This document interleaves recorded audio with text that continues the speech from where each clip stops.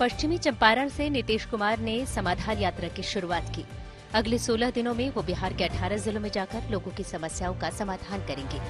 बिहार के मुख्यमंत्री ने कहा है कि समाधान यात्रा के बाद वो पूरे देश की यात्रा करेंगे और विपक्ष को जोड़ने की कोशिश करेंगे। नीतीश कुमार के ऐलान पर बीजेपी ने पलटवार किया और उनकी यात्रा को व्यवधान यात्रा बताया। बीजेपी ने कहा कि नीतीश कुमार के प्रधानमंत्री बनने की ख्वाहिश कभी पूरी नहीं होगी। इस बीच कांग्रेस ने बिहार में भारत जोड़ो यात्रा की शुरुआत की। बांका में पार्टी के अध्यक्ष मल्लिकार्जुन खड़गे ने इसे हरी झंडी दिखाई। बिहार में कांग्रेस की भारत जोड़ो यात्रा करीब 2 महीने बाद बोधगया में खत्म होगी। गृह मंत्री अमित शाह ने त्रिपुरा में बीजेपी की जन विश्वास यात्रा की शुरुआत की। इस मौके पर उन्होंने कांग्रेस पर जमकर निशाना साधा और अयोध्या में राम मंदिर निर्माण की तारीख का ऐलान कर दिया। अमित शाह ने कहा कि 1 जनवरी 2024 तक मंदिर तैयार हो जाएगा। उन्होंने कहा कि 2019 के लोकसभा चुनाव के दौरान मैं बीजेपी का अध्यक्ष था और राहुल बाबा कांग्रेस के अध्यक्ष थे। वो रोज पूछते थे मंदिर वहीं बनाएंगे, तिथि नहीं बताएंगे। तो राहुल बाबा कान खोलकर सुन लो, 1 जनवरी 2024 को अयोध्या में गगनचुंबी राम मंदिर आपको तैयार मिलेगा। वहीं कर्नाटक में बीजेपी अध्यक्ष जेपी नड्डा ने केंद्र की योजनाओं का बखान किया। चित्रदुर्ग की सभा में बीजेपी के अध्यक्ष ने कहा कि सरकार के फैसलों से समाज के हर वर्ग को फायदा हो रहा है। राजस्थान के मुख्यमंत्री अशोक गहलोत ने गैंगस्टर और रेपिस्ट को लेकर बड़ा बयान दिया है। उदयपुर में एक कार्यक्रम के दौरान उन्होंने कहा कि मेरा बस चले तो रेपिस्ट और गैंगस्टर के बाल कटवाकर बाजार में लोगों के बीच परेड कराऊं। शर्म आएगी तो बाकी लोग भी ऐसा करने से डरेंगे। अशोक गहलोत राजस्थान में बढ़ते गैंगवार के सवाल पर बोल रहे थे। गौरतलब है कि आज ही अलवर में गैंगवार के दौरान फायरिंग हुई है, जिसमें 2 महिलाओं को गोली लगी है। इस बीच भ्रष्टाचारियों के फोटो और नाम नहीं उजागर करने के एसीबी डीजी के आदेशों पर अब मुख्यमंत्री और उनके मंत्री के बीच मतभेद सामने आए हैं। प्रताप सिंह खाचरियावास ने आदेश का विरोध करते हुए कहा कि इससे सरकार के किए कराए पर पानी फिर जाएगा। यूपी के सीएम योगी पर महाराष्ट्र कांग्रेस के वरिष्ठ नेता हुसैन दलवाई पर बीजेपी ने पलटवार किया है और कांग्रेस को हिंदू विरोधी करार दिया है। दलवाई ने मुंबई दौरे पर पहुंचे योगी आदित्यनाथ के कपड़ों को लेकर कहा था कि उन्हें भगवा वस्त्र के बजाय मॉडर्न कपड़े पहनने चाहिए। वहीं दलवाई ने यूपी फिल्म सिटी को लेकर भी योगी पर निशाना साधा। योगी आदित्यनाथ 4 जनवरी से मुंबई दौरे पर हैं। आज उन्होंने pre UP global investors summit कार्यक्रम में हिस्सा लिया। साथ ही यूपी के सीएम ने बॉलीवुड के प्रोड्यूसर और डायरेक्टर से भी मुलाकात की। आज सुबह उन्होंने राजभवन में स्थित प्राचीन मंदिर में पूजा पाठ भी की। वंदे भारत ट्रेन पर हुई पत्थरबाजी मामले में बिहार के किशनगंज से 3 आरोपियों की गिरफ्तारी हुई है। तीनों को ट्रेन में लगे सीसीटीवी फुटेज की जांच के बाद गिरफ्तार किया गया है। पुलिस के मुताबिक तीनों नाबालिग हैं। वंदे भारत ट्रेन पर पत्थरबाजी को लेकर जमकर सियासत हो रही थी। पत्थरबाजी को बीजेपी ने मुद्दा बना दिया था और लगातार ममता बनर्जी को घेर रही थी। आज सुबह ममता बनर्जी ने पलटवार करते हुए कहा कि ट्रेन पर जहां पत्थरबाजी हुई वो पश्चिम बंगाल में नहीं बल्कि बिहार में है। ममता के बयान के कुछ ही देर बाद पुलिस ने तीनों आरोपियों को गिरफ्तार कर लिया। मनी लॉन्ड्रिंग केस में तिहाड़ जेल में बंद दिल्ली के मंत्री सत्येंद्र जैन पर जेल अधिकारियों ने धमकी देने के आरोप लगाए हैं। खबरों के मुताबिक अधिकारियों ने डीजी जेल से मंत्री के खिलाफ शिकायत की है। शिकायत में कहा गया है कि सत्येंद्र जैन उनके साथ जेल में दुर्व्यवहार कर रहे हैं और उन्हें जेल से बाहर आने पर गंभीर नतीजे भुगतने की धमकी दे रहे हैं। शिकायत में कहा गया है कि 8 दिसंबर को जेल में नियमों का उल्लंघन करने पर जैन को कारण बताओ नोटिस देने गए तो उन्होंने कहा, मैं सब जानता हूँ, बाहर निकलने के बाद मैं सभी को देख लूंगा। मैं जेल से सीसीटीवी फुटेज मांगूंगा और बाहर निकलकर इन अधिकारियों को देख लूंगा। आज ब्लैक एंड व्हाइट में हम सबसे पहले आपको ये बताएंगे कि भारत के लोगों ने कैसे अतिक्रमण को कबूल कर लिया है। भारत में आप जब भी कहीं भी कोई जमीन खरीदते हैं, प्लॉट खरीदते हैं, तो सबसे पहले आप उस प्लॉट की 4 दीवारी कराते हैं, उसकी ऊंची सी बाउंड्री करवाते हैं, क्योंकि आपके मन में हमेशा ये डर लगा रहता है, बना रहता है कि कहीं कोई उस पर कब्जा ना कर ले। इसी तरह हमारे देश में लाखों लोग ऐसे हैं जिन्होंने अपना मकान किराए पर दिया और किराएदार ने फिर किराया देना बंद कर दिया और मकान खाली करने से भी इनकार कर दिया और बहुत सारे मामलों में तो स्टे भी मिल जाता है अदालतों से। और ऐसे लाखों मामले आज भी अदालतों में चल रहे हैं जहां लोग संघर्ष कर रहे हैं कि उनकी जमीन या उनका मकान किसी तरह से आजाद हो जाए अतिक्रमण से। आज हल्द्वानी में अतिक्रमण के मामले में भी सुप्रीम कोर्ट ने वहां के लोगों को एक बहुत बड़ी राहत दी है। सुप्रीम कोर्ट ने कहा है कि जिन 50,000 लोगों ने रेलवे की जमीन पर अवैध कब्जा किया हुआ है, उन्हें रातों रात सरकार इस तरह से उनके घरों से नहीं निकाल सकती। हमारे देश में इस अतिक्रमण को एक धार्मिक रंग भी दे दिया गया और वहां हो रहे विरोध प्रदर्शन को बिल्कुल शाहीन बाग जैसा बना दिया गया। आज हम आपको यह बताएंगे कि उत्तराखंड की देवभूमि पर यह अतिक्रमण कैसे हुआ और कैसे लोगों ने इसे कबूल कर लिया, प्रशासन ने कबूल कर लिया, सरकारों ने इसे कबूल कर लिया। लेकिन सबसे पहले आपको सुप्रीम कोर्ट के फैसले की 3 बड़ी बातें बताते हैं। पहली बात, सुप्रीम कोर्ट ने अपने फैसले में कहीं भी यह नहीं कहा है कि यह जमीन रेलवे की नहीं है या इस पर अतिक्रमण नहीं हुआ है। अदालत ने आज खुद यह बात कही है कि जमीन रेलवे की हो सकती है और रेलवे के पास यह पूरा अधिकार है कि वो इस क्षेत्र को जैसे चाहे वैसे विकसित कर सके। लेकिन साथ ही अदालत ने इस बात को लेकर चिंता जताई कि इस क्षेत्र में जो 50,000 लोग रह रहे हैं वो ऐसे में कहां जाएंगे। दूसरी बात, सुप्रीम कोर्ट ने हाई कोर्ट के फैसले पर रोक लगाई जिसके तहत अगली सुनवाई तक यानी 7 फरवरी तक रेलवे की जमीन पर बने मकानों पर बुलडोजर नहीं चलेगा। लेकिन अदालत ने यह भी कहा है कि सरकार और रेलवे को अब यह सुनिश्चित करना होगा कि जमीन पर अब कोई कब्जा आगे ना हो और रेलवे सार्वजनिक परिसर अधिनियम के तहत अपनी कार्रवाई जारी रख सकता है। लेकिन क्योंकि अगली सुनवाई 7 फरवरी को है तो आप मानकर चलिए कि 1 महीना तो अब कुछ नहीं होने वाला। तीसरी बात, अदालत ने इस क्षेत्र में कब्जा कर रहे लोगों के पुनर्वास पर जोर दिया है और कोर्ट का कहना है कि बहुत सारे मामलों में ऐसा हुआ है जब सरकारी जमीन पर अतिक्रमण करने वाले परिवारों को सरकार ने दूसरी जगहों पर स्थायी रूप से बसाया है, उन्हें जमीन दी है, उन्हें मकान दिए हैं और इसलिए इस मामले में भी सरकार को यहां रहने वाले लोगों के पुनर्वास के बारे में सोचना चाहिए। अदालत का यह भी कहना है कि अतिक्रमण करने वालों में बहुत सारे परिवार ऐसे भी हैं जिनके पास अपनी जमीन का पट्टा है या जिन लोगों ने यह जमीन नीलामी में खरीदी है, इसलिए ऐसे लोगों से सिर्फ 7 दिन में यह जमीन खाली नहीं कराई जा सकती। और आप भी शायद इस मामले को लेकर यह बात लगातार सुन रहे होंगे कि इनमें से कई परिवारों के पास इस जमीन के पट्टे हैं। तो इसका मतलब यह है कि जमीन इन लोगों की हो गई। तो बड़ा सवाल यह है कि अगर पट्टा किसी के पास है तो क्या वो जमीन उसकी है? असल में जब कोई सरकारी जमीन एक निश्चित समय और उद्देश्य के लिए लोगों को दी जाती है तो उसे पट्टा देना कहते हैं और जब यह जमीन कुछ समय के लिए रहने को दी जाए तो इसे आवासीय पट्टा कहते हैं। लेकिन इसका मतलब यह बिल्कुल नहीं होता कि यह जमीन उन लोगों की हो गई है और उनका मालिकाना हक उस जमीन पर बन गया है। सच्चाई यह है कि हल्द्वानी में यह जमीन कुछ परिवारों को निश्चित समय के लिए दी गई थी, लेकिन बाद में यहां धीरे धीरे हजारों लोग आते चले गए और पहले यहां झुग्गियां बनाई गईं और बाद में इन्हीं झुग्गियों को अवैध तरीके से बड़ी बड़ी बिल्डिंग्स में बदल दिया गया और सरकारी जमीन पर अवैध कब्जे का यह पूरा बिजनेस मॉडल ऐसा ही है जिसमें पहले सरकारी जमीन पर झुग्गियां बनाकर उस पर पहले अपना कब्जा जमाया जाता है, फिर वहां धीरे धीरे पक्के मकान बनाए जाते हैं और फिर रिश्वत देकर बिजली और पानी के कनेक्शन ले लिए जाते हैं और बाद में वहां का राशन कार्ड और आधार कार्ड बनवाकर उस जमीन पर लोग हमेशा के लिए जम जाते हैं और फिर उस जमीन को कभी भी छोड़ते नहीं है।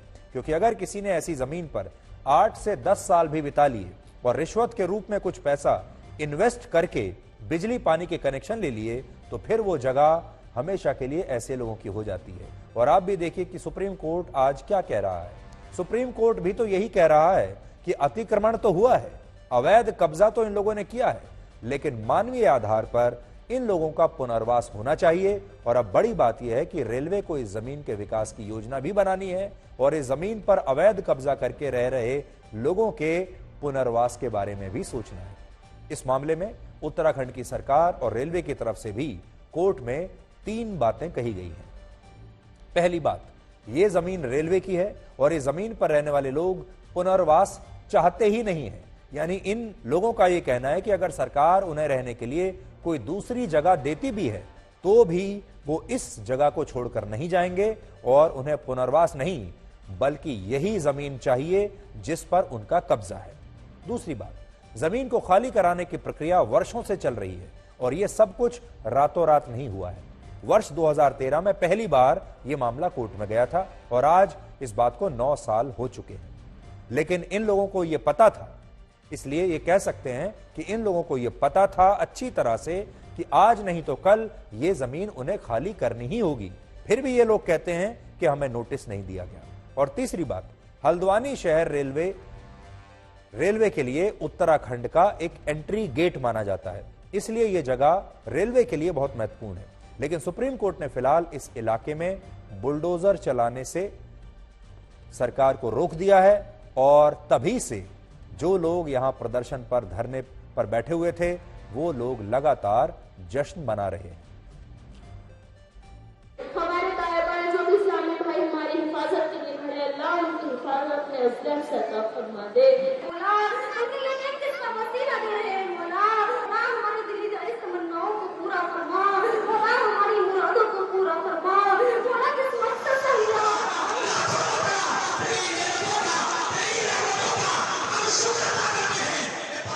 पर हमारा पहले से ही ये मानना था कि चूंकि न्यायालय का मामला है, न्यायालय जो भी आदेश करता उसके साथ हमारी सरकार उस पर आगे कार्रवाई करती, आगे काम करती।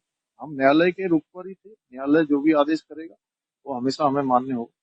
आज भी हमारी आंखों में खुशबू की आंसू है।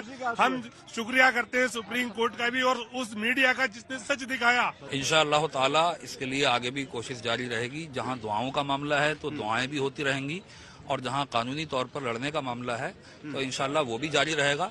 ऐसा नहीं है कि स्टे आने से हम ये सोच ले कि ये कोई इलाज है, क्योंकि ये कोई सोल्यूशन नहीं है। ये हमारी सबकी और इन परेशान हाल लोगों की दुआओं का करिश्मा है कि अल्लाह ने हमारी सुन ली और ये बेमिसाल अल्लाह ने फैसला हमारे हक में अता फरमा दिया। सबसे इम्पोर्टेंट ये था कि जो भी हाईकोर्ट का डिसीजन था वो एक तरफा था, उस पर सुप्रीम कोर्ट ने स्टे लगाया है।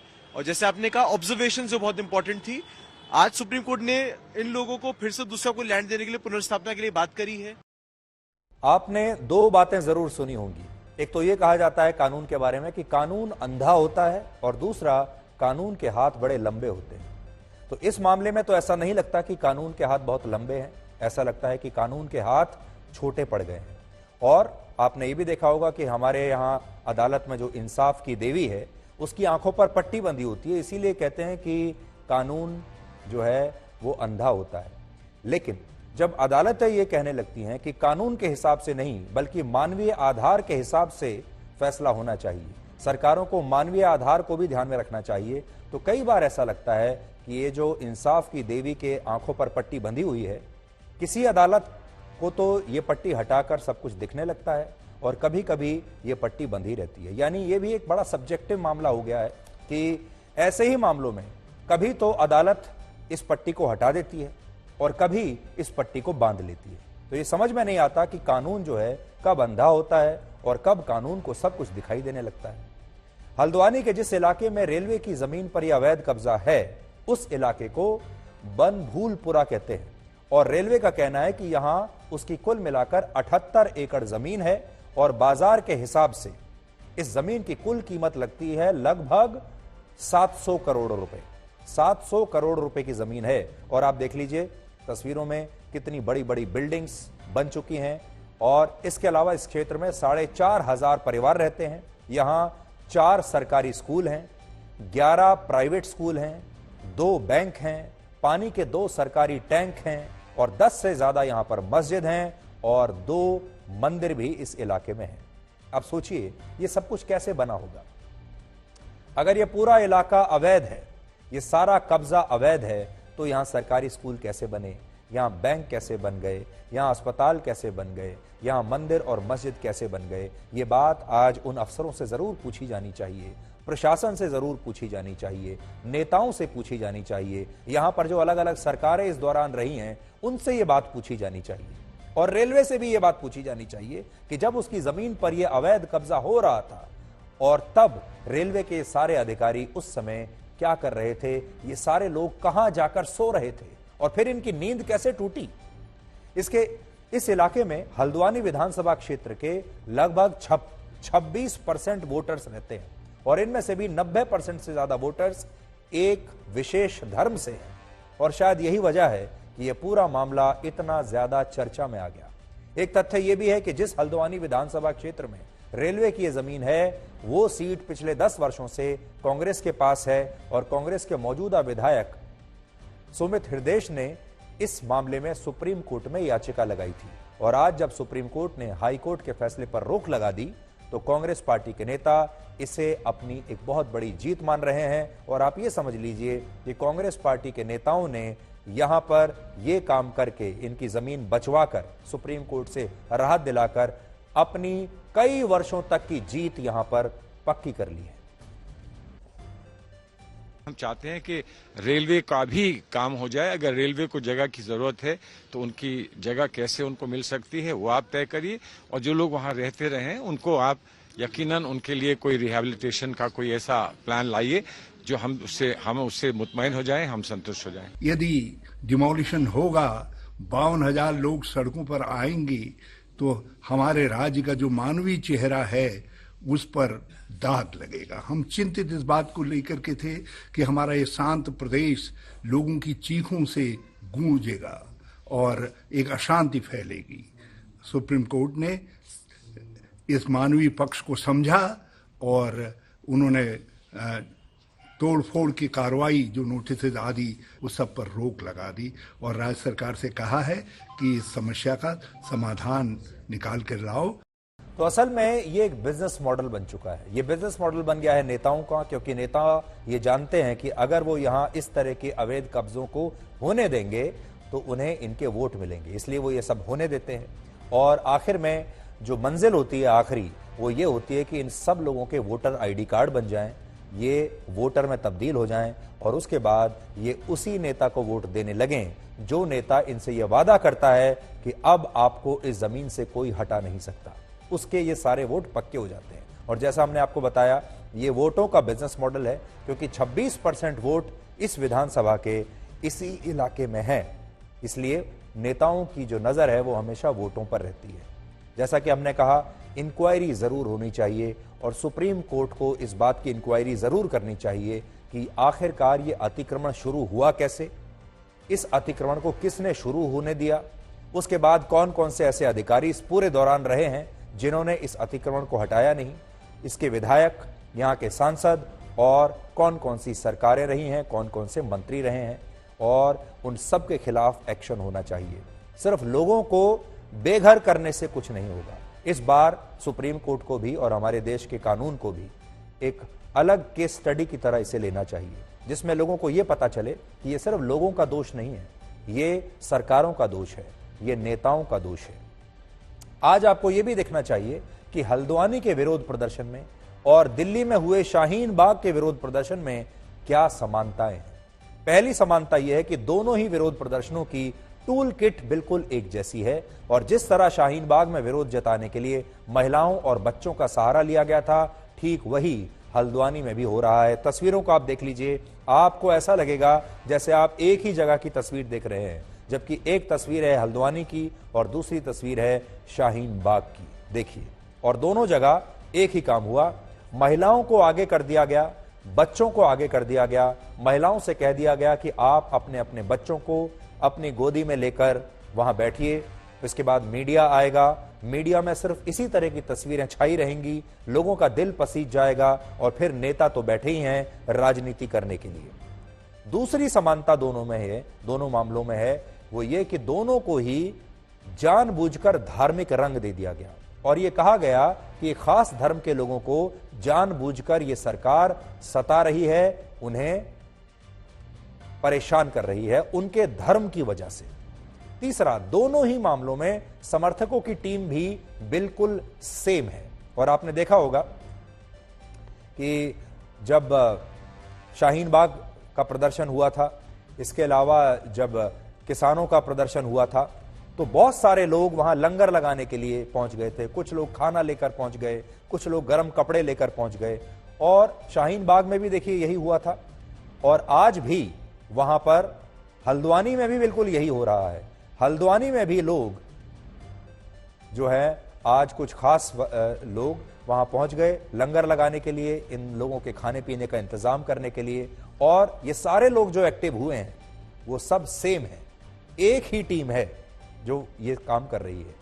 और चौथी बात, दोनों ही मामले सुप्रीम कोर्ट तक गए, जिसमें शाहीन बाग के मामले में सुप्रीम कोर्ट द्वारा बनाई गई कमेटी आंदोलनकारियों को सड़क से नहीं हटा पाई, और इस मामले में भी सुप्रीम कोर्ट ने हाई कोर्ट के डेमोलिशन के फैसले पर स्टे लगा दिया और इन लोगों को राहत दे दी। यानी इन दोनों ही मामलों में अगर आप देखें तो दोनों को ही सुप्रीम कोर्ट ने मानवीय आधार पर देखा और दोनों ही मामलों में सुप्रीम कोर्ट ने इंसाफ की देवी के आंखों पर जो पट्टी बंधी होती है उस पट्टी को उतार दिया और वो पट्टी जब उतर जाती है तो कानून के साथ साथ मानवीय आधार भी दिखने लगता है और जब वो पट्टी बंध जाती है तो सिर्फ कानून दिखता है और कानून अंधा होता है। अब ये बात समझ में नहीं आती कि किस मामले में वो पट्टी उतर जाएगी और किस मामले में इंसाफ की देवी दोबारा से वो पट्टी लगा लेगी। अब आपको इस इलाके के बारे में कुछ और जानकारी देते हैं क्योंकि आप हल्द्वानी में नहीं रहते, देश के हमारे ज्यादातर जो दर्शक हैं, और आपको हल्द्वानी के बारे में सिर्फ वही बताया जा रहा होगा जो अखबारों में छप रहा है या जो मीडिया में आ रहा है और मीडिया भी इसे अलग अलग नजर से देख रहा है और जो तस्वीरें हल्द्वानी से आ रही हैं वो मासूमियत की तस्वीरें हैं, लेकिन ये इलाका इतना मासूम नहीं है जितना आपने तस्वीरों में देखा है। इस समय हमारे देश का मीडिया आपको उन हजारों महिलाओं और बेसहारा बच्चों की तस्वीर दिखा रहा है जिन्होंने ठंड के बीच इन अवैध कब्जों को बचाने के लिए सड़क पर बैठकर प्रदर्शन किया है और हमारी पूरी सहानुभूति है इनके साथ। हम ये बात कहना चाहते हैं कि घर किसी का भी जब टूटता है, चाहे किसी का भी घर टूटे, जब किसी को अचानक घर से निकाल दिया जाता है तो हर व्यक्ति को दुख होता है, हर परिवार को दुख होता है, हर माँ अपने बच्चों के बारे में ही सोचती है। और देखिए खास तौर पर यहाँ पर अगर आप देखेंगे तो आज सुबह इन महिलाओं ने लगातार, जब सुप्रीम कोर्ट में सुनवाई हो रही थी तो ये सारी महिलाएं दुआ कर रही थी और दुआएं पढ़ी जा रही थी वहां। आप देखिए इन तस्वीरों में,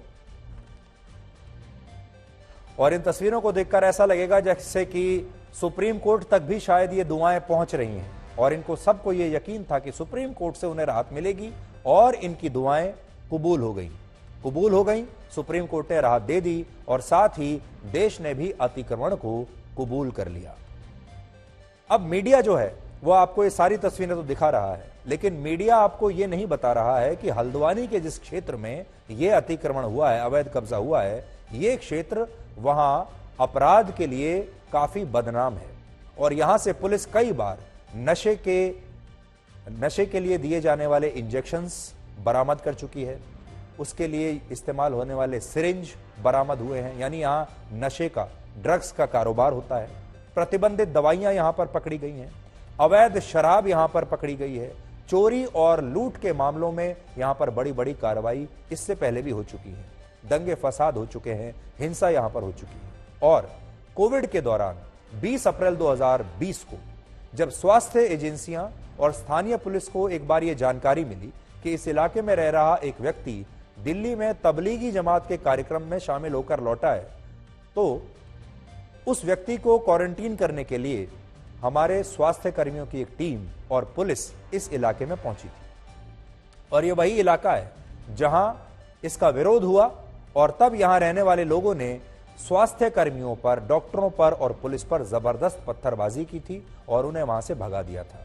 वो तस्वीरें भी हम आपको आज दिखा रहे हैं। आपको याद होगा जब हमारे देश में कोविड अपने चरम पर था तो बहुत सारे इलाके हमारे देश में ऐसे थे जहां पर स्वास्थ्य कर्मियों को अंदर नहीं घुसने दिया जा रहा था।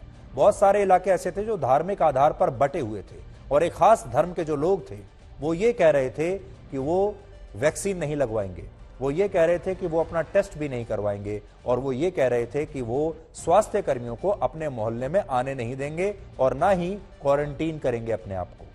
आपको याद होगा, और उस समय हमारे बहुत सारे डॉक्टर्स घायल हुए, बहुत सारे स्वास्थ्य कर्मी घायल हुए, पुलिस वाले भी घायल हुए, क्योंकि जब भी वो इनके मोहल्लों में जाते थे इन पर पथराव होता था और ये एक ऐसा वर्ग था जिसने कोविड के समय सरकार का, हमारे डॉक्टरों का, स्वास्थ्य कर्मियों का बिल्कुल भी सहयोग नहीं किया था। तो ये इलाका वही है।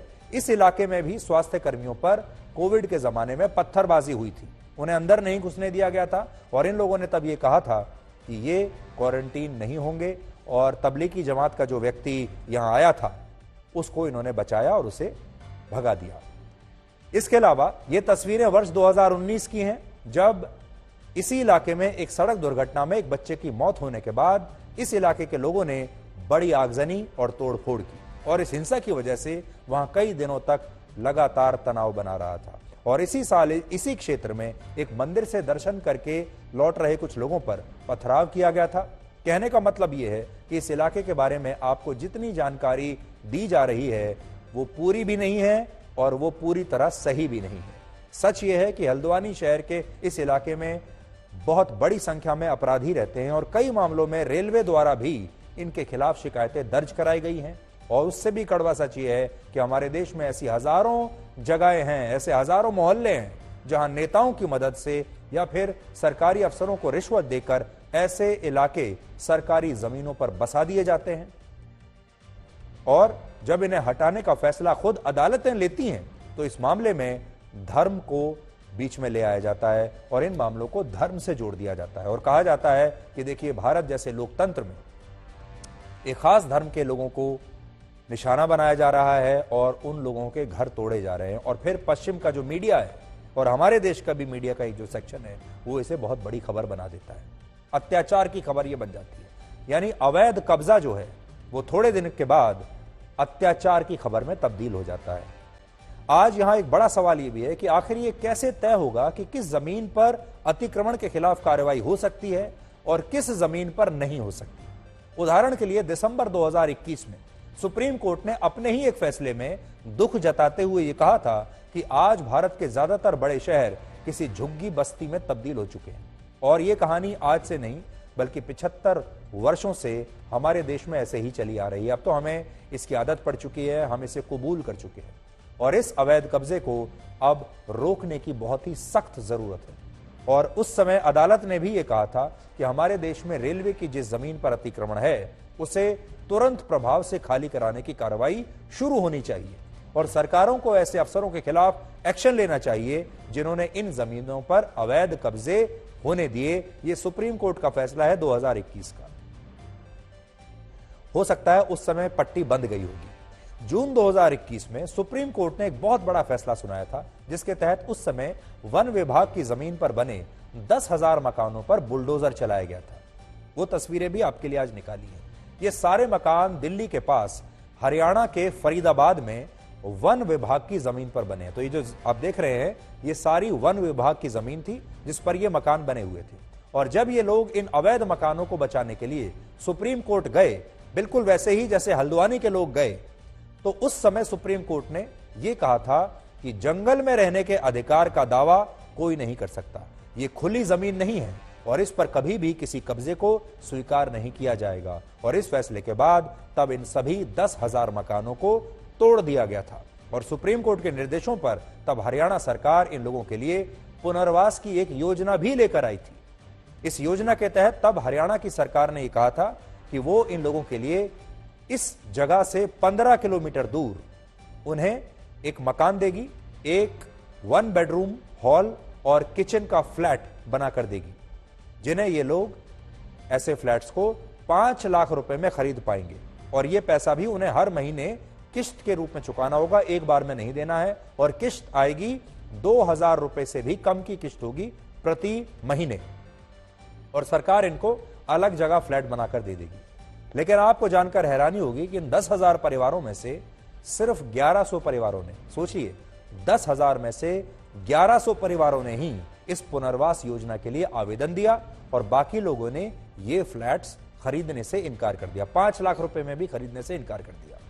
आज जब हमने इनमें से कुछ परिवारों से बात की तो उन्होंने हमें बताया कि जिस सरकारी जमीन पर वो मुफ्त में इतने वर्षों से रह रहे थे बिना एक भी पैसा दिए, उस जमीन के बदले में उन्हें फ्लैट भी मुफ्त में मिलना चाहिए। क्योंकि अगर पैसा देकर फ्लैट खरीदना ही है तो फिर वो सरकार की बताई जगह पर सरकार से क्यों फ्लैट खरीदेंगे। और यही हमारे देश का असली और कड़वा सच है। आज जब रेलवे या कोई सरकार किसी सरकारी जमीन को खाली कराने जाती है तो उसे बुलडोजर चलाने के लिए, खाली कराने के लिए सुरक्षा बल के सैनिकों की मदद लेनी पड़ती है, जिससे यह पता चलता है कि हमारे देश के सरकारी जमीनों को अतिक्रमण से मुक्त कराना कितनी बड़ी चुनौती है। हमारे जो पैरामिलिट्री फोर्सेस हैं, हमारी पुलिस है, उसे वहां तैनात करना पड़ता है। आज भी हमारे देश में जब कोई व्यक्ति कहीं जमीन खरीदता है तो सबसे पहले उस जमीन के चारों तरफ एक 4 दीवारी बनवाता है ताकि उस जमीन पर कोई कब्जा ना कर ले। यानी ये जो अवैध कब्जे वाली बीमारी है ये भारत में बहुत गंभीर रूप ले चुकी है। ये कैंसर जैसी बीमारी है। आज मैं आपको बड़ी स्क्रीन पर कुछ आंकड़े दिखाऊंगा और वो आंकड़े देखकर आप चौंक जाएंगे, परेशान हो जाएंगे। और आप देखिए वो आंकड़े क्या कहते हैं। उन आंकड़ों को जब आप देखेंगे तो आपको पता चलेगा कि ये जो अवैध कब्जा है ये कैंसर की तरह हमारे देश में फैल गया है। इस समय भारत में वन विभाग की 9,07,000 एकड़ जमीन पर अवैध कब्जा है। 9,07,000 एकड़ जमीन सिर्फ वन विभाग की है जिस पर कब्जा हो चुका है। यह जमीन इतनी है कि इसमें दिल्ली जैसे 3 शहर बन सकते हैं। दिल्ली जैसे 3 शहर और मॉरिशस जैसा एक पूरा की पूरा देश इसमें से निकल आएगा।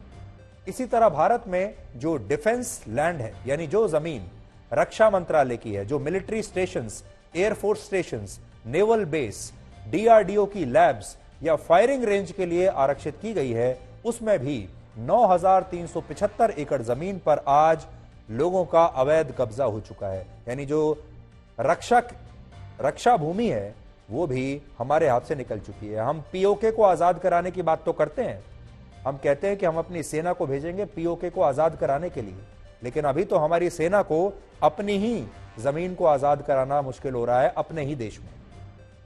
यानी हमारे देश के लोगों ने जंगल की जमीन पर भी अवैध कब्जा किया हुआ है और सेना की जमीन पर भी अतिक्रमण किया हुआ है, और रेलवे की जमीन पर तो हमारे देश में सबसे पहले कब्जा किया जाता है, और सिर्फ हल्द्वानी में नहीं पूरे देश में।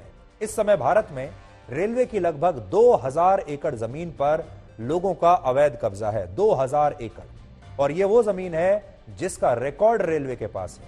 रेलवे की बहुत सारी संपत्ति और जमीन आज भी ऐसी है जिस पर झुग्गियां बनी हुई हैं, बस्तियां बनी हुई हैं, और इनमें लोग कई कई वर्षों से और दशकों से रह रहे हैं और अब उन्हें कोई हटा नहीं सकता। उदाहरण के लिए अगर मैं राजधानी दिल्ली की बात करूं तो दिल्ली में ही 140 किलोमीटर के रेलवे ट्रैक के दोनों तरफ इस समय लाखों झुग्गियां बनी हुई हैं। तस्वीर आप देख लीजिए, आपके सामने है। इन झुग्गियों के आसपास दिल्ली सरकार ने अब अपने मोहल्ला क्लिनिक खोल दिए हैं। दिल्ली में आम आदमी पार्टी की जो सरकार है उसने इन रेलवे ट्रैक्स के आसपास किनारे पर मोहल्ला क्लिनिक खोल दिए हैं। अब आप ये तस्वीरें आप देख लीजिए, मैं आपको जो दिखा रहा हूं ये सब इनके बीच में से रेल गाड़ी जाती है और ट्रैक के दोनों तरफ ये सारा अवैध कब्जा है। 140 किलोमीटर की रेलवे ट्रैक है दिल्ली में और उस पर इस तरह अवैध कब्जा किया हुआ है। और यहां मोहल्ला क्लिनिक खुले हुए हैं, यहां बिजली और पानी के मुफ्त कनेक्शन लोगों को दे दिए गए हैं। सबसे बड़ी बात, इन सभी लोगों का आधार कार्ड और वोटर आईडी कार्ड भी बन चुका है। यानी ये यहां रहते हुए, अवैध कब्जा करते हुए देश के नागरिक हैं और वोटर भी हैं। और क्योंकि ये वोटर हैं इसकी वजह से ये लोग अब कहते हैं कि जब इन झुग्गियों में ये सारी चीजें इन्हें दी गई है, जब इन झुग्गियों के पते पर इनका वोटर आईडी कार्ड बना हुआ है, आधार कार्ड बना हुआ है, राशन कार्ड बना हुआ है, तो फिर इनकी झुग्गियां अवैध कैसे हो सकती हैं। हम आपको दिल्ली में आज हुई एक घटना के बारे में खास तौर पर बताना चाहते हैं। दिल्ली में वजीरपुर नाम का एक इलाका है जहां रेलवे की जमीन पर कब्जा करके हजारों लोगों ने झुग्गियां बनाई हुई हैं। लेकिन कुछ समय पहले यहां दिल्ली की आम आदमी पार्टी की सरकार ने रेलवे की जमीन पर अवैध कब्जा करके वहां 2 शौचालय बना दिए लोगों के लिए, ताकि यहां अतिक्रमण करके रह रहे लोगों को शौचालय की सुविधा मिल जाए। तो यहां ध्यान देने वाली बात क्या है कि ये जो इलाका है इस पर अवैध कब्जा है जो आप देख रहे हैं, और इस अवैध कब्जे के बीच रेलवे की जमीन पर ही दिल्ली की चुनी हुई सरकार, जो संवैधानिक सरकार है, वो अवैध रूप से टॉयलेट्स बना देती है। टॉयलेट्स बनाई जाते हैं इन लोगों के लिए जिन्होंने अवैध कब्जा यहां पर किया हुआ है, और उसका सीधा सा कारण यह है कि अब इन लोगों का वोट अरविंद केजरीवाल की पार्टी को मिलता रहेगा। लेकिन जब रेलवे को इस अतिक्रमण की सूचना मिली, जब रेलवे को पता चला कि उनकी जमीन पर दिल्ली की सरकार ने शौचालय बना दिए हैं, तो उसने आज इन शौचालयों पर बुलडोजर चलाकर इन्हें गिरा दिया। आज ही की बात है। और इन अवैध शौचालयों को बचाने के लिए आम आदमी पार्टी के विधायक खुद वहां पहुंच गए और उन्होंने लोगों के साथ वहां बैठकर हनुमान चालीसा पढ़ी विरोध में और कहा कि रेलवे उनके साथ अन्याय कर रहा है। तस्वीरें अब आप अपने सामने देख लीजिए, ये हल्द्वानी की तस्वीर नहीं है, ये देश की राजधानी दिल्ली की तस्वीर है, जहां पर एक तरफ दिल्ली सरकार है जो कह रही है कि ये कब्जे सही हैं, और दूसरी तरफ रेलवे है जो कह रहा है कि यह जमीन हमारी है और इस पर आप शौचालय नहीं बना सकते। किसी कारण से अगर इसको हटाना भी है, डिमोलिश करना है, तो इनको वैकल्पिक व्यवस्था तो बनाकर दी जाए। ये लोग बेचारे क्या करेंगे, कहां जाएंगे शौच करने के लिए? महिलाएं हैं, बच्चे हैं, लड़कियां हैं, क्राइम होगा। अब इस बात पर कोई ध्यान नहीं दे रहा है। बाग बनाने के लिए शौचालयों को तोड़ा गया। अब मजेदार बात यह है कि ये जो झुग्गी की मेरी माताएं बहनें हैं, जो लोग हैं, ये क्या ये ऐसी चीज तो है नहीं रुक जाएगी? तो क्या वो उस बाग में जाएंगे?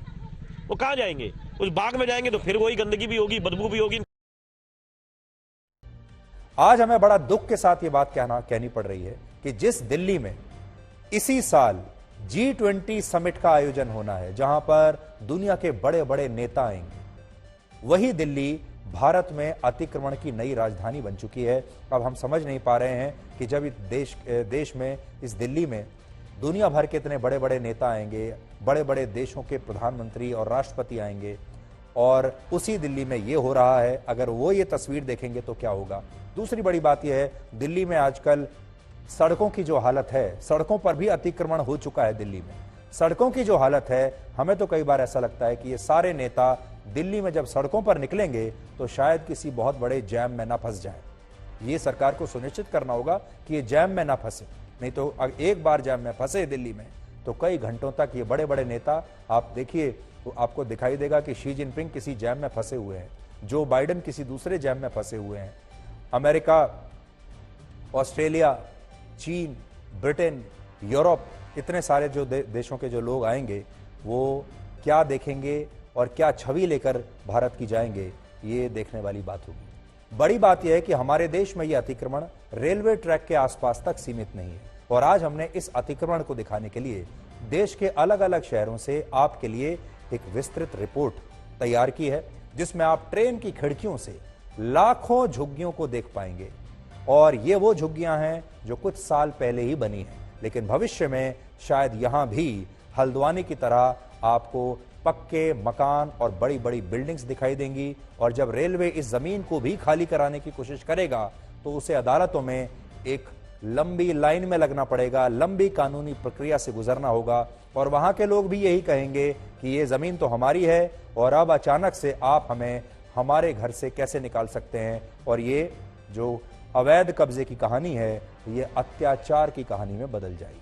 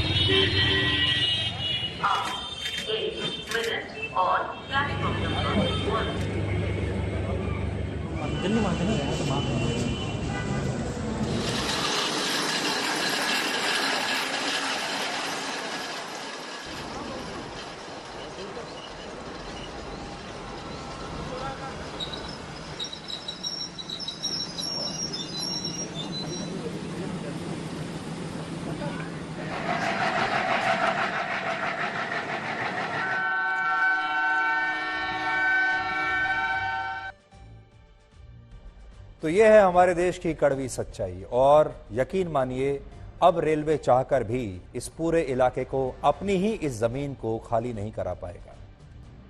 आज हम आपको हल्द्वानी के अलावा जोशीमठ के उन हजारों लोगों का दर्द भी बताना चाहते हैं जो अपने कानूनी रूप से सही और वैध मकानों को बचाने के लिए संघर्ष कर रहे हैं, लेकिन उनकी खबर उस तरह से नहीं दिखाई जा रही है जैसे हल्द्वानी के लोगों के विरोध प्रदर्शन को दिखाया गया है। और आज का ये विश्लेषण हम खास तौर पर हमारे जोशीमठ के दर्शकों के लिए, जोशीमठ के लोगों के लिए आज आपको ये दिखा रहे हैं, क्योंकि जोशीमठ के जो लोग हैं वो देश के सच्चे नागरिक हैं।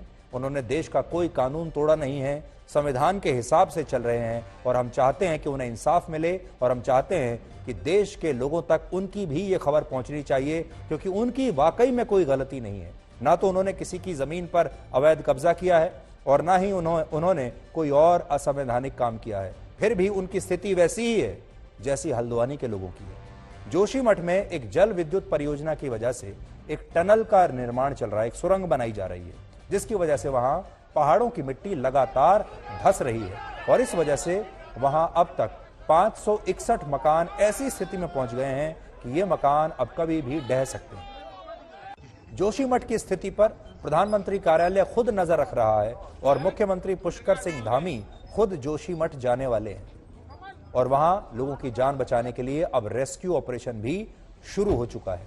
अब तक कुल 34 परिवारों को दूसरी जगह शिफ्ट किया गया है और जोशीमठ में सभी निर्माण कार्यों पर अब रोक लगा दी गई है।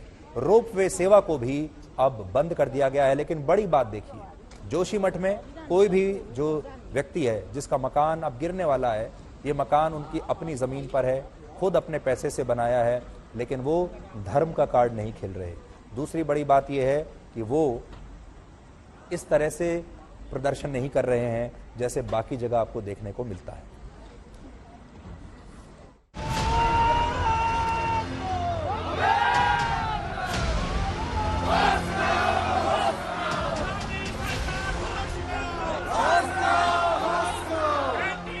जोशीमठ की पहचान उत्तराखंड के एक मशहूर पर्यटन स्थल की है, लेकिन इस वक्त जोशीमठ की ये तस्वीरें देश भर में अपनी पहचान बना रही। जगह जगह मशाल जुलूस निकाले जा रहे हैं और ये लोग अपने घर और शहर को बचाने की मांग कर रहे हैं। मैं प्रशासन से मांग है कि हमारा विस्थापन पुनर्वास किया जाए। जैसे कि आप सभी चैनलों के माध्यम से चला है कि पूरा जोशीमठ भूदशाओं के जद में है। हमारे पूरा जोशीमठ तो भूदशाओं के जद में है ही, प्रत्येक घरों में दरारें पड़ चुकी है। देखते हैं कि आप देखिए, इधर देखिए, इतनी बड़ी दरारें पड़ी हैं, रात में सोना मुश्किल हो रहा है। ये हमारी पुश्तैनी दादा परदादाओं की जमीन है, हमारे पास यहाँ के अलावा कहीं नहीं है।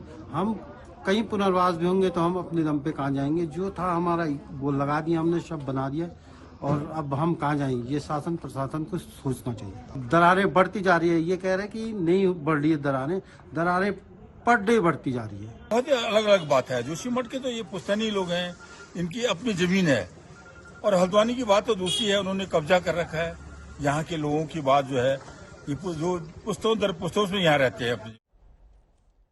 अब देखिए, बड़ी बात यह है कि ये लोग विस्थापित होने को भी तैयार हैं, ये दूसरी जगहों पर भी रहने के लिए तैयार हैं, जिसके लिए हल्द्वानी के लोग तैयार नहीं है। हल्द्वानी के लोग तो इसी बात पर अड़े हैं कि उन्हें यही जमीन चाहिए।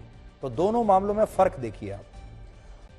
अब आपको एक और आज की बड़ी खबर बताते हैं। आपने बड़े बड़े शहरों की दीवारों पर एक बोर्ड या एक पोस्टर जरूर देखा होगा। दीवारों पर अक्सर एक लिखा रहता है कि यहां पेशाब करना मना है। इस तरह का आपने दीवारों पर ये जो सेंटेंस है, ये आपने अक्सर हमारे देश में लिखा हुआ देखा होगा।